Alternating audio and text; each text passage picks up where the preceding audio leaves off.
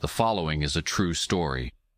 Let it serve as a warning to those that believe these objects, which are marketed as a game, are harmless.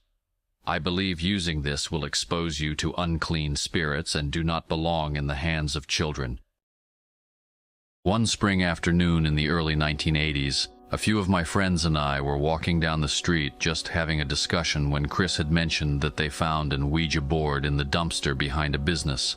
You see, back then, we discovered the businesses would throw items away in the dumpsters that we could actually use. I had no idea what an Ouija board was. Back then, there were not any movies about them, so I had never heard of it. As Chris was trying to explain to me that this board was used to communicate with the dead, he was trying to imitate Gene Simmons from the rock group Kiss by holding up a lighter to his mouth to inhale the butane and breathe fire by blowing it through the flame on the lighter. He had been trying to do this all day with no success. My grandparents took me to church every Sunday as a kid. Therefore, I knew that one should definitely not engage with things that could be considered evil. So of course, I had no idea what the board looked like. I admit I did want to see it, but I definitely did not want to use it. This, of course, made me a target as they pressed to get people together and use it as night fell. As evening approached, 5 of us walked down to the park. The park was surrounded on 3 sides by a hill, so it was naturally dark a little before sunset. Chris brought 2 frisbees that were turned upside down and had candles melted to the center for stability. After the candles were lit, we all sat down in a circle with the board in the center. While I was part of the circle, I refused to put my hands on the heart-shaped piece of plastic. As they began to allegedly speak to spirits, they moved the heart to spell out answers to their questions. Everybody claimed that they were not moving the piece, but I couldn't help but feel they were. While different spirits were summoned for quick and brief discussions, there was one that felt different. While they were talking to the spirit that pretended to be Elvis, they began to ask questions to test and see if it was really him. That's when things took a darker turn. The spirit admitted it was not Elvis, but when asked who it was, it responded with a name none of us had ever heard. I can't remember the name. I just know it started with the letter D. At that time, they asked the spirit if there was anybody here that did not believe in what was happening. Of course, since I was the only one not playing, my name was spelled out. The group decided to ask for proof that what they were doing was real, and not them just pushing around a piece of plastic collectively.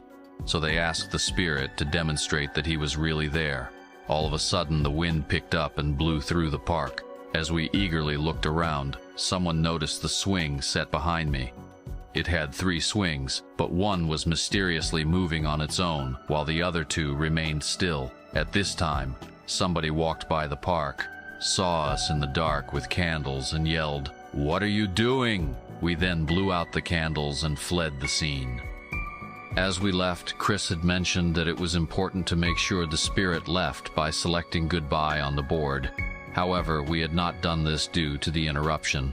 Since everyone just scrambled when the man yelled at us, everyone ran home and Chris and I ran to his house. While there, he was really focused on getting the spirit to say goodbye. Because I wouldn't touch the plastic heart, he began to use it himself. He asked the spirit to leave and it said no. Then Chris grabbed a Bible and began to read it. Then he went back to the board and told the spirit to leave. It responded with no. So he went back to the Bible, read some more verses, and continued this process 2 or 3 more times. It was almost like he was trying to antagonize the spirit. He would take his hands off the plastic piece to prevent it from saying goodbye and began reading the Bible again. After that, he finally allowed the plastic heart to move over the phrase goodbye on the board. Finally relieved, and after he calmed down, he grabbed the lighter and tried to do the fire-breathing trick one last time. As he expelled the butane through the flame, it turned into a giant fireball. This caught him off guard, and then he took a deep breath in response. As he did this, the flame came back at his face. He then fell backwards on the ground with his eyes wide open and mouth on fire. I reached over, slapping at his lips with my hand in order to put the fire out. He did not move. His eyes did not blink. I thought he was dead. After trying to shake him awake, he finally blinked his eyes and came to. He looked at me and asked what had happened. I told him, but he didn't believe me. I instructed him to look in the mirror as all the long, thick red hair that he had was singed away from his face. This is the moment, at the age of 13, that I learned that there was a spiritual realm and that evil was real.